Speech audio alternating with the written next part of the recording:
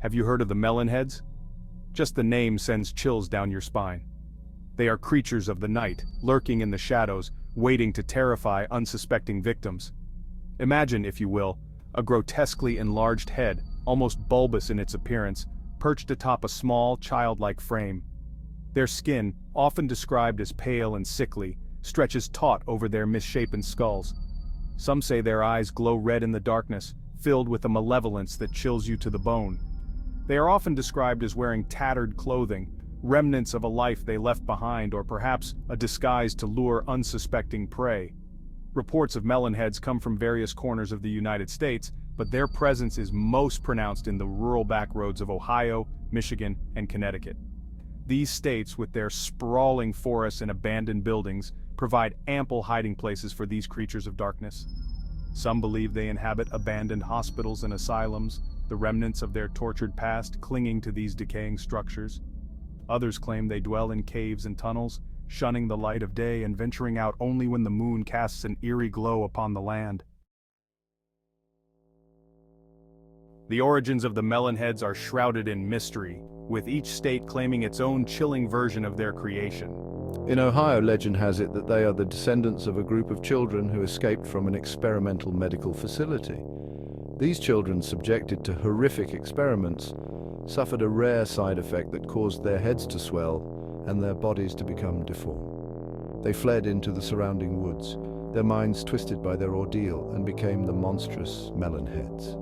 Michigan tells a different tale. Here, the melon heads are said to be the result of a chemical spill that poisoned a small town's water supply.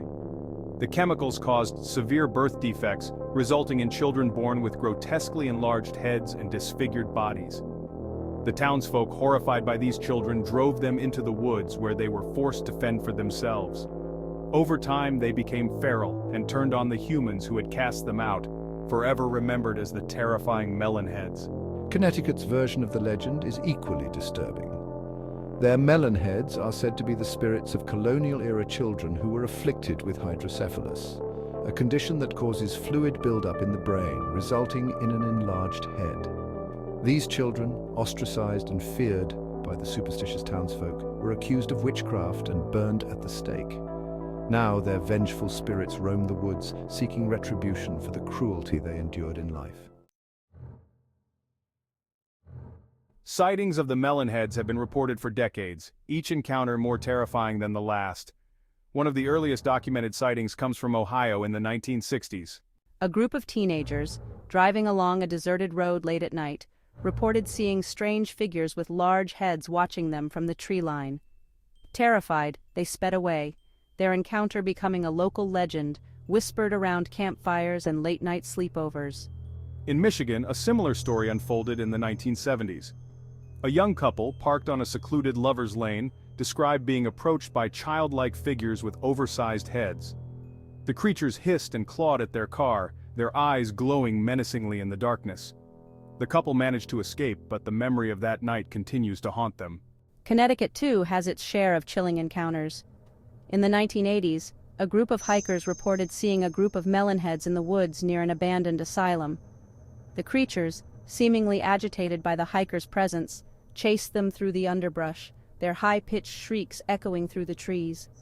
The hikers barely escaped, their encounter adding fuel to the fire of the melon heads legend. The legend of the melon heads has a profound impact on local communities. Whether out of fear or respect, people often steer clear of the areas where the melon heads are said to roam. Many locals are genuinely terrified. They avoid certain areas, especially at night, just to be safe. The stories have been passed down for generations, and the fear is very real. The melon heads have found their way into various films and books. They serve as a symbol of the unknown, tapping into our deepest fears.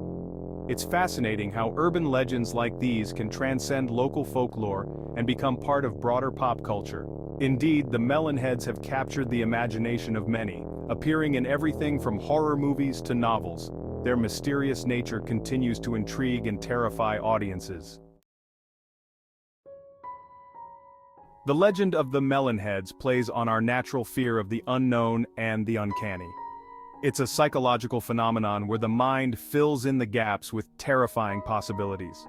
Despite countless stories and supposed sightings, the true nature of the Melon Heads remains a mystery. Are they just a product of overactive imaginations? Or is there something more to these tales? The mystery endures, leaving us to wonder and speculate. What do you think about the Melon Heads? Leave your thoughts down in the comments.